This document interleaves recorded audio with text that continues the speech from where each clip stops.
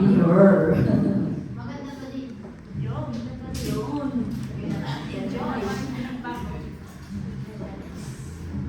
Okay, bago tayo po tuluyang mag-settle down sa ating pong mga upuan, muli tayong tumayo. Let us all rise and declare this declaration of faith. Today, I will listen to God's word. It empowers me by instructions and corrections, giving me the strength to take the right direction and lead me deeper into the path of godliness. It was sent mine to be complete and equipped to every good work to serve man to glorify God. At buksan po natin ang ating mga Bible sa Proverbs chapter 15 verse 33.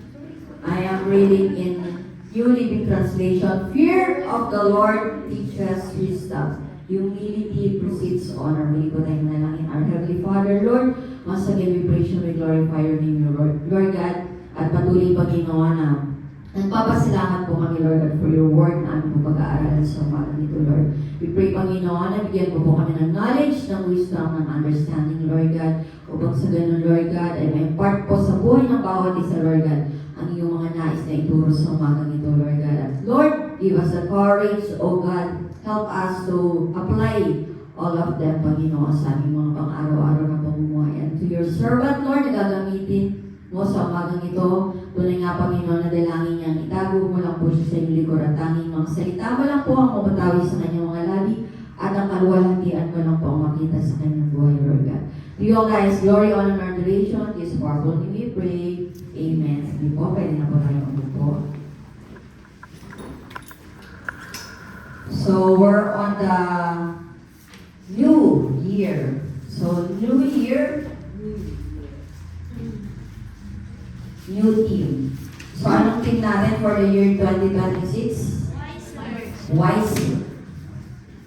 Okay. So, ibig sabihin, wise na tayo. Naniniwala po ba kayo doon? Amen.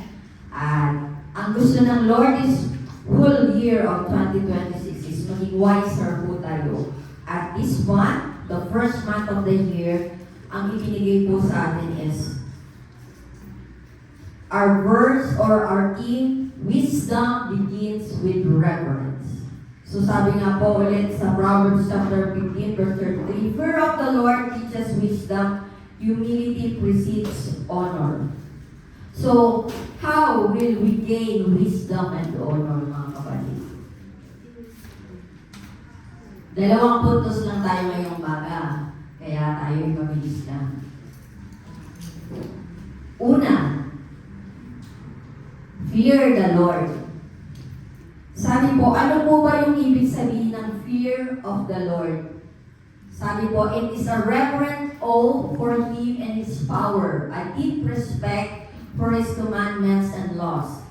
And this morning po mga kapatid, meron tayong mga verses na pag-aaralan or babasahin na nagpaparating po na ang fear of the Lord is also a fearful regard for the punishment He can bring on the foolish or on those who disobey, mga kapatid.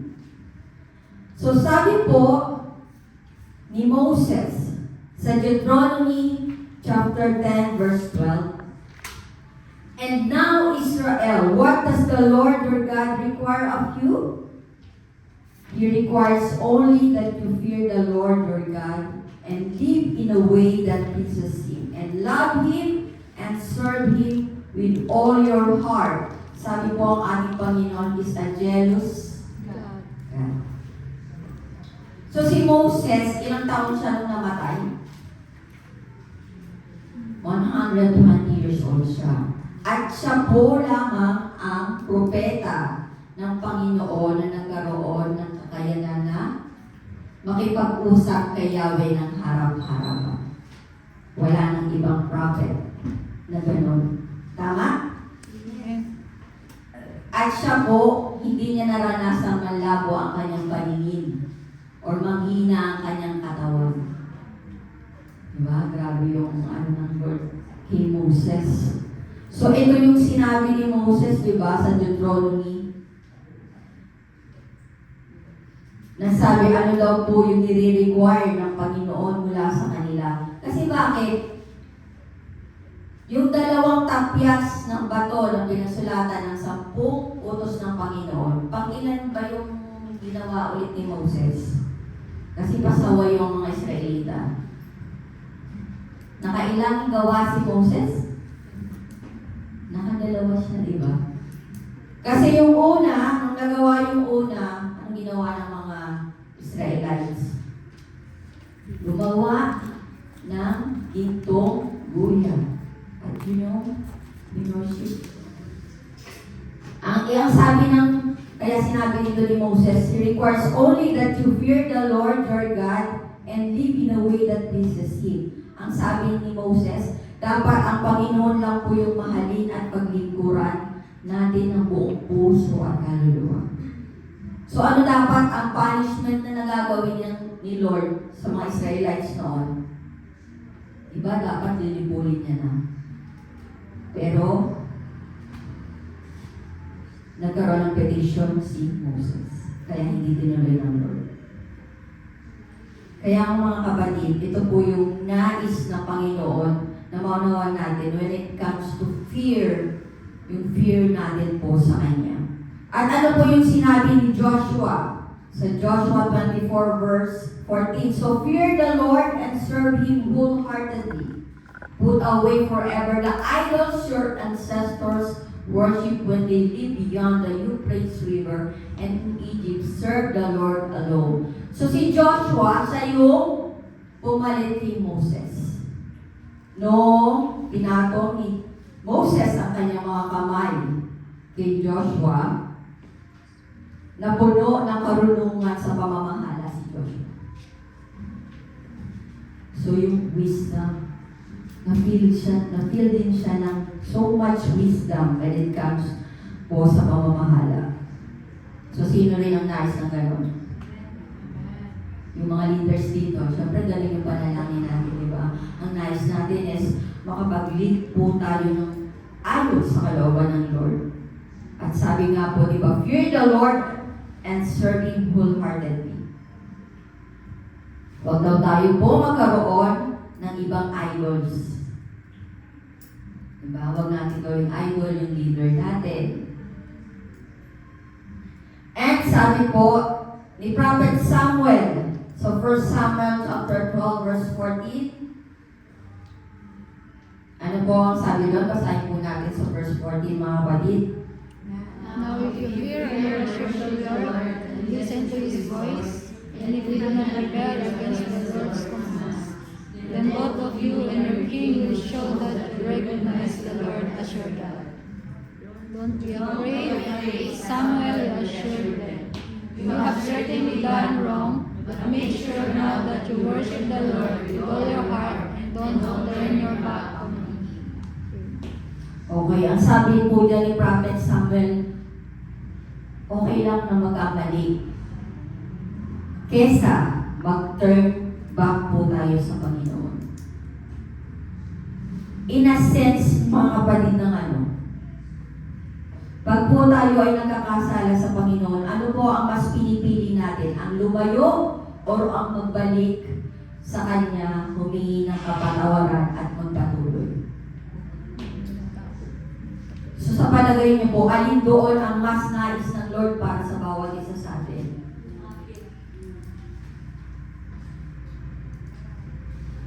Sabi po, don't turn your back on Him. Ang gusto ng Lord, to fear Him and faithfully serve Him. Lalo tingin po kung patuloy natin naaalala all the things, wonderful things He has done for you.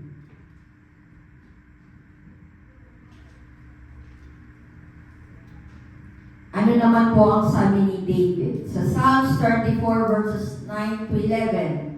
Fear the Lord, you His godly people. For those who fear Him will have all they need. Even strong young lions sometimes go hungry, but those who trust in the Lord will lack no good thing. Come, my children, and listen to me, and I will teach you to fear the Lord. So ano daw po pagpapala ang naghihintay sa mga godly people? Those who fear Him, they have all they need. lack no good thing.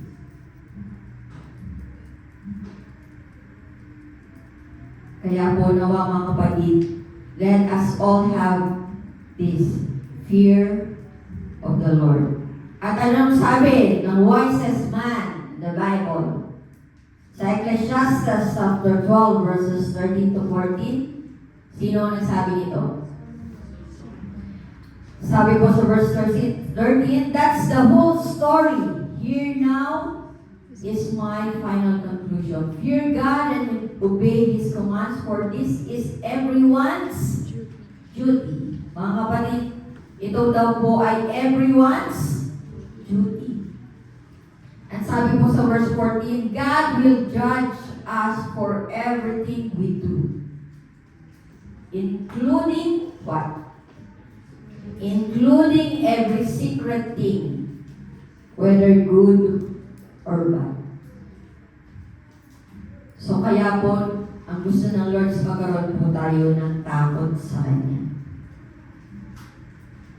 Sundin po natin siya dahil ito po yung duty ng bawat isa sa atin. At alam po natin na at the end, lahat po ay ipagsusulit natin sa Panginoon. Wala pong hindi lantad sa Kanya. Kahit iyan ay ikaw lang ang nakakaalam, ikaw lang ang nakakakita, alam pa rin ng Lord. He is our all-knowing God. He is our all-present God. And He is our all-powerful God. So, ibig pong sabihin mga kapatid, the very foundation of wisdom, kung wisdom po ay gusto natin magkaroon po tayo, requires the fear of God. Sabihin mo sa tabi mo, ito daw yung requirement. Yung fear natin sa Panginoon. So, alam mo na yung requirement to gain wisdom. Kasi po, sabi sa Kawikaan 1, verse 7,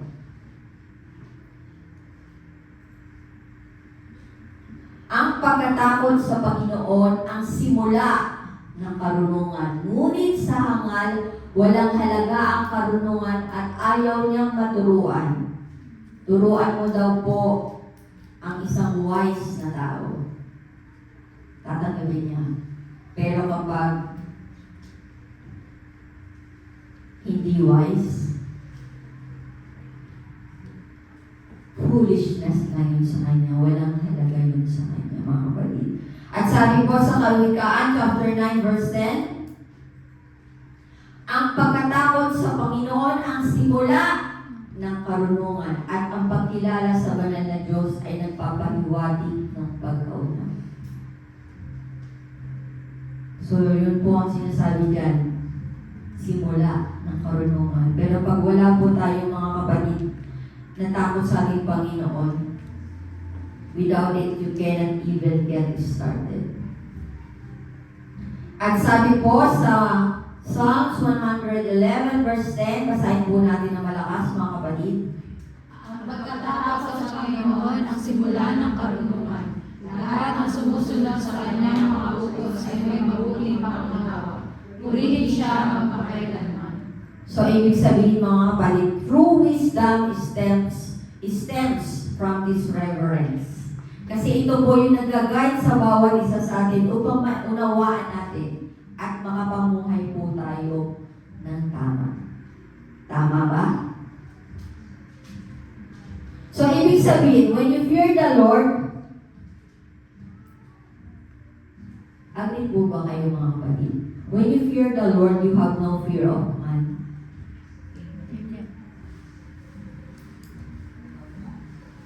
Kasi kapag mas takot ka sa tao kaysa sa Panginoon, ano po ang sabi sa Proverbs 29 verse 25? Ang natatakot sa kanyang kapwa ay nasa mapanganib na bitag. Subalit ang nagtitiwala sa Panginoon ay magiging panatag. Ibig sabihin mga kapatid, yung pressure do not bother you. At yung threat, hindi yun nag-i-intimidate sa'yo. So kung ganun po, magiging wiser tayo mga kapatid. Kasi hindi na natin sasayangin yung mental effort natin at hindi po tayo makakagawa ng moral compromise base sa iniisip o ginagawa ng iba. Kung mas takot ka sa tao kaysa sa Panginoon, ay, ganito, gawin mo. 1 million lang yan, di ba? Pero gawin mong 2 million. Pag di mo sinunod, mawawalan ka ng trabaho. Paano kung ikaw yung accountant? Tapos ganun yung sinabi sa'yo ng boss mo. Ano gagawin mo? Will you compromise? Takot ako. Boss ko talagang pag sinabi nito, gagawin talaga nito. Gagawa talaga siya ng ground para matagal ako sa trabaho. So, will you compromise, kapatid? Ano na kayang tawag sa'yo doon? Wise ba? Ang tawag sa'yo or wiser? When you fear the Lord, you have wonderful knowledge, precepts, and principles that others do not have. Totoo mga kapatid. Di po ba? Kapag may takot tayo sa ating Panginoon, meron po tayo wonderful knowledge. Iba yung perceptions natin. Iba yung principles natin. Why? Because we have the words of God to guide your thinking or our thinking and actions. Tama ba, mga kapatid? Because ang salita ng Panginoon, siya po yung light sa steps natin or sa path natin, mga kapatid. At kapag may takot tayo sa Panginoon, when you fear the Lord, you are accountable. You are accountable to a judge higher than earthly authority.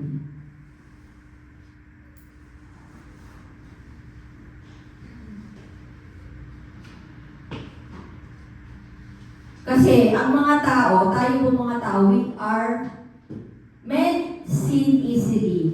Kapag ang tangi lang po na risk na nakikita natin is yung punishment na kayang ibigay ng kapwa rin po natin tao.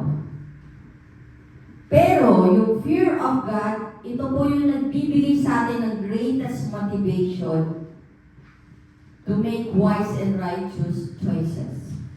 Tama ba mga kapatid? Kasi ano yung sinabi nga po ni Solomon sa Ecclesiastes chapter 12 verse 14? God will judge us for everything we do. Lihim man po or lantad, mabuti man or masama.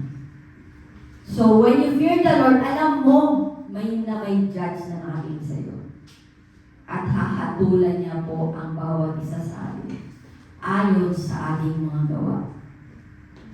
So magkakaroon ka ba ng takot sa Lord? Wala.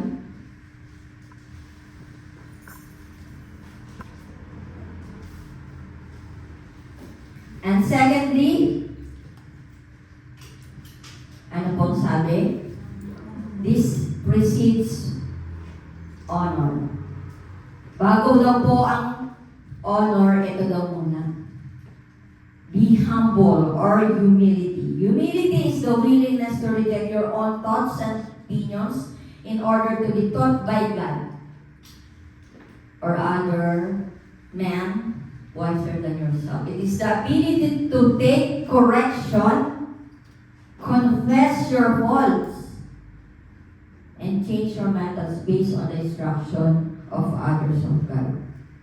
So, ibig sabihin, when you are humble, do you agree that you must think before you speak?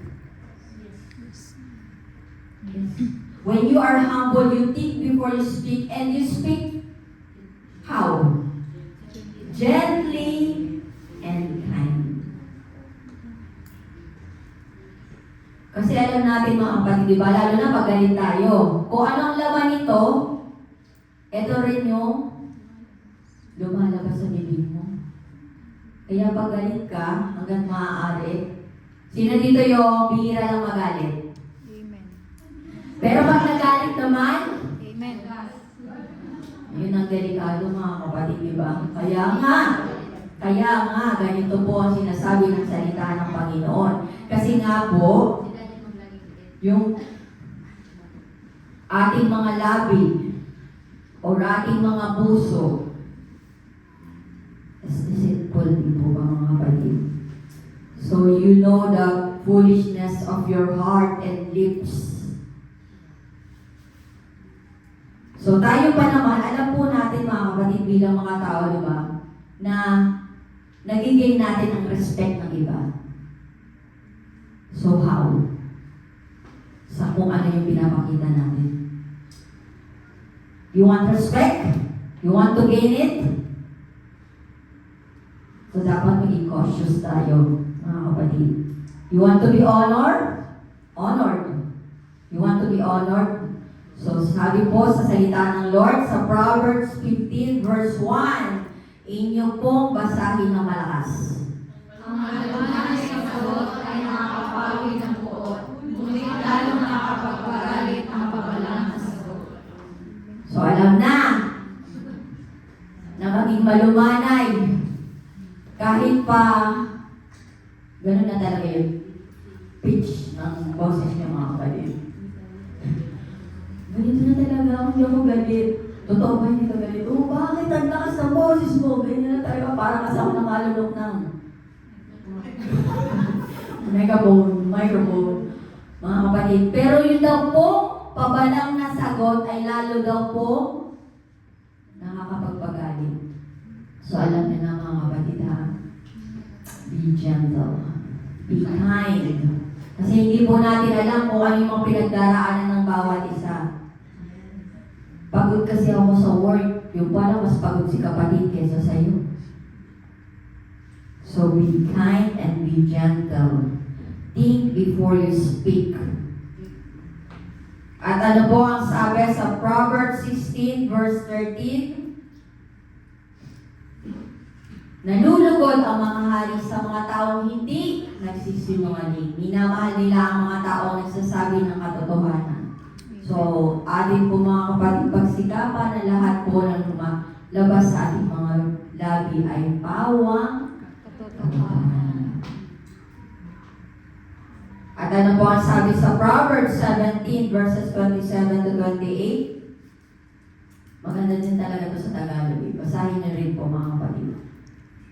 Ang marunong at nakapanawa ay maingat magsalita at hindi padalos-dalos. Kahit ang mamang ay parang marunong at nakapanawa kapag tahimik.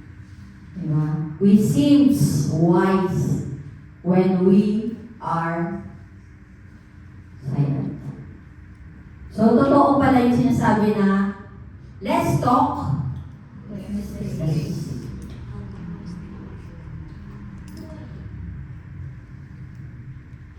So, kahit daw po yung mama ay parang marunong at nakakaunawa kapag tahimik. So, kung totoo daw po tayo marunong, hindi raw po tayo padalos-dalos kung magsalita. Natututo po ba tayo ngayon mga kapatid? So, ganun daw po yung pagiging humble. Ganun daw po yung humility. So, when you are humble, you get down before God and men. Tama? Kasi po, in that position, binibigay ng Lord yung grace and wisdom. In that position, siya yung gumagante sa mga kaaway mo. When you are humble, mga kapatid.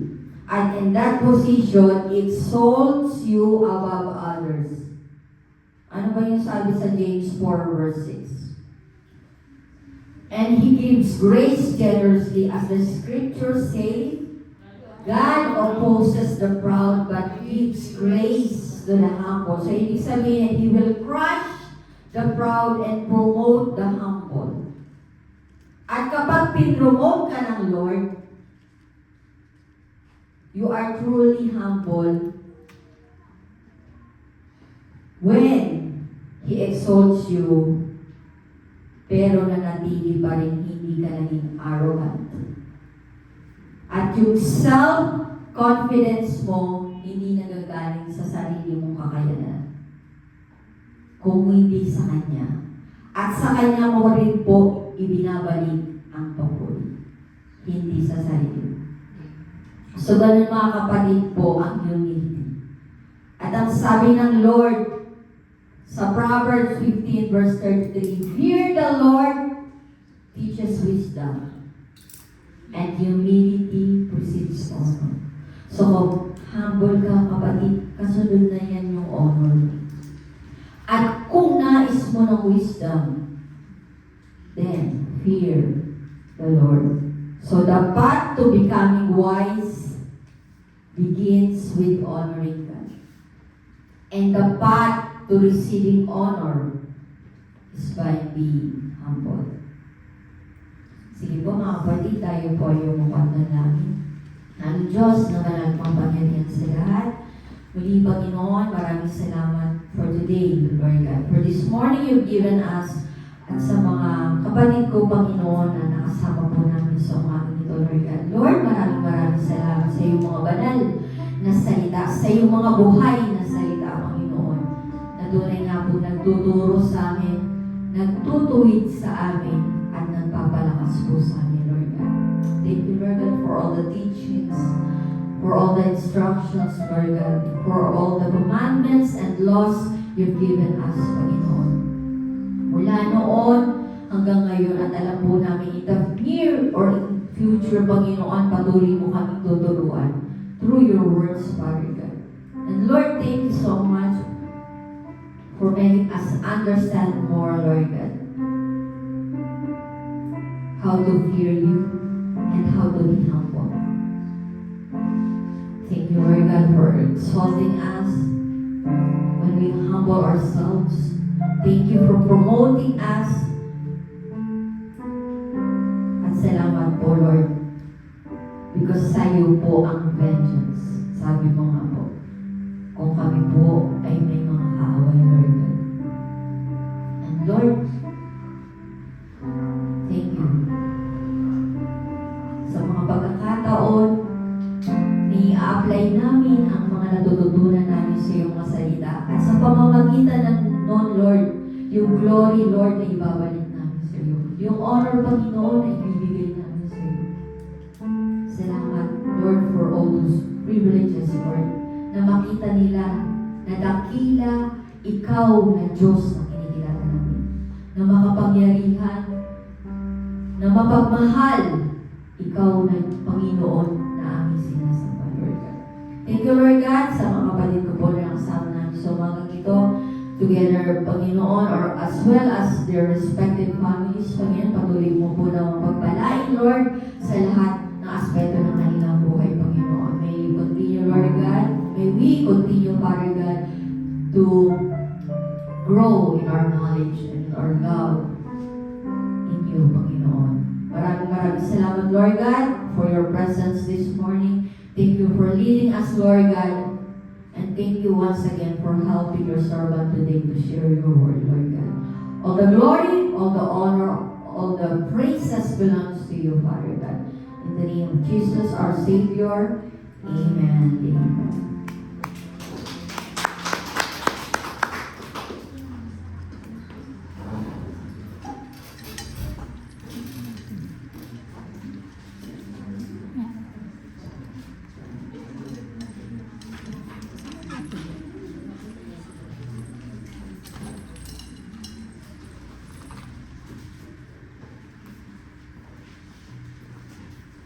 Are we blessed, mga kapatid? Amen. It's time to give. Sa ating pong logos today, no? Ito po yung ating logos today. So makikita niyo po inside, meron po tayong mga karasgadang papers. So obviously yung ating mga envelope, yung ating mga kaloob, ating tithes and offerings, we put here. And then we have this mission promise na ibinibigay po ito every start of the year. So during January, meron pong 2 papers na nakapaloob sa ating Logos Today. One is for your copy and the other one for the church. If you are feeling blessed and if you feel like you want to support more the efforts of the church, yung ating pong mga gawain para sa ating mga pinag-aaral. May mga nag-aaral po tayo sa Bible School sa Pilipinas, mga kapatid. And of course, sa ating church maintenance, sa ating mga musical instruments, sa ating, kung ano man po yung mga nakikita nyo pong mga bagay-bagay dito sa ating church. So if you feel blessed, please fill up those 2 papers. Yung isa po ay you keep it. And then the other one you include in the envelope. And then, just encouragement for today's giving, mga kapatid. Ang ating pong verse is in Mark chapter 12, verse 41 to 43. Sa Tagalog tayo. Wala naman sa Brother Jordan. Pagkatapang pa naman Tagalog na. Okay, verse 41.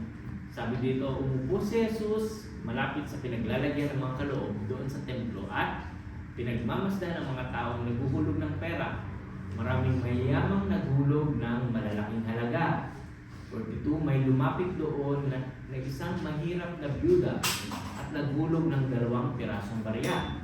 43, tinawag ni Jesus ang mga tagasunod niya at sinabi, sinasabi ko sa inyo ang totoo, mas malaki ang binigay ng byudang iyon kaysa sa lahat na nagbigay. So, nag-observe po si Jesus Christ, no? Doon sa offering.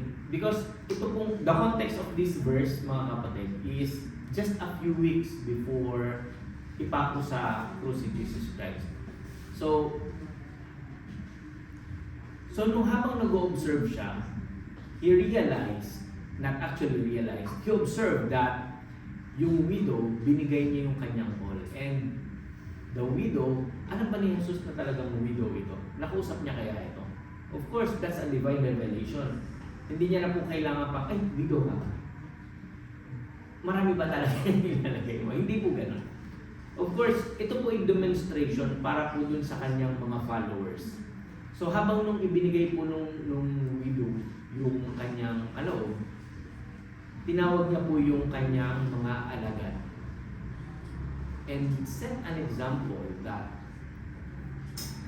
in comparison dun sa mga ibang nagbigay, this widow gave her all. Binigay niya po yung kanyang everything. Hindi po siya nagbigay ng tip sa simbahan. Hindi po siya nagbigay ng extra. She gave her trust. She gave her everything. So yun po yung power ng small coin nung widower, no? So the rich contributors gave their extras, gave their wealth because meron silang kakayahan. Meron silang excess ng kanilang finances. But the widow, again, sabi ko nga kanina, all she had to live on, she put her trust. She put her everything. So pagka po nakita natin ito, parang something na terrifying commitment. Kung ikukumpara natin, we give our everything. We give our all. So as workers dito po sa Taiwan, ano po yung masasabi natin? Everything. Na hindi lang about finances. So when we are our work, we give our everything because we're not just working for the employers. We're not just working for ourselves.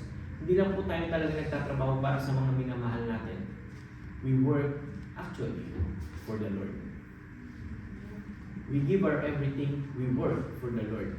What do we do pagka may mga bago? Especially pagka tayo ay matagal na sa company. One way to give our everything is that we encourage them. Hindi po natin sila imamak na, college graduate ito, dapat alam na ito, ganyan. Bilang mga Kristiyano, we give our everything to be able to influence other people and to encourage them of how life is dito sa ating mundong ginagalawan. And during our break time, what do we do? Do we just rest? Or if we have that simple chance na may makatabi tayo, do we influence them to encourage them about something, about the Lord? So in using our break time, not just to rest, also we encourage our co-workers who are struggling, especially sa mga bago pa. So that is one of the ways bilang workers dito, no? Para po sa mga hindi lang natin kakilala, sa mga bagong workers din, we give our encouragement. So there are times na sasabihan tayo ng leader natin, mag-overtime ka naman ng ganitong araw. Then we feel like we are tired, we want to rest. But then we think again, sayang ito, extra savings din. We think about our bills. We think about extra support na ibibigay natin sa ating mga minamahal sa buhay, especially sa Pilipinas. And when you are grateful and thankful, we think about sino ba yung nagbibigay sa atin ng kalakasan para mapagtagumpayan ang mga pagsubok na ito? Sino ba yung nagbibigay sa atin ng strength, ng wisdom, ng kakayanan? Kung wala pa po tayo sa Panginoon, we always think about ourselves na, ginawa ko ito, kaya ko ito, ang galing ko, nakapag-work ako ng 16 hours.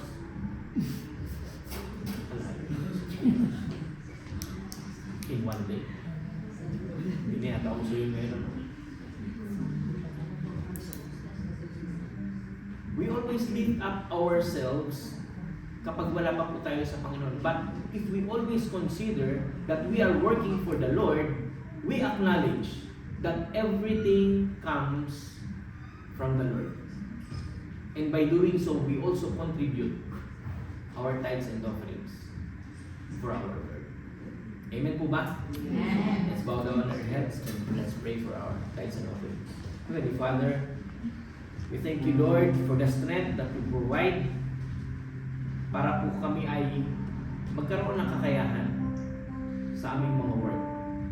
We thank you, Father, for the chance of being able to bring you our tithes and offerings today. Use these finances, Panginoon, to help advance your kingdom. Bless the hands that earned it. Bless our employers. Bless our work. When the work shifts gets too long, when the work gets so tiring, when our machines are loud, when we feel like our efforts are just a mere number, remind us, Panginoon, na nakikita mo po ang aming mga effort na ito. That you see our hard work. You see our hearts. We pray, Lord, to watch over our families and loved ones. Keep us safe going to and returning from our workplaces. All honor and glory is yours, Almighty Father. In Jesus' mighty name.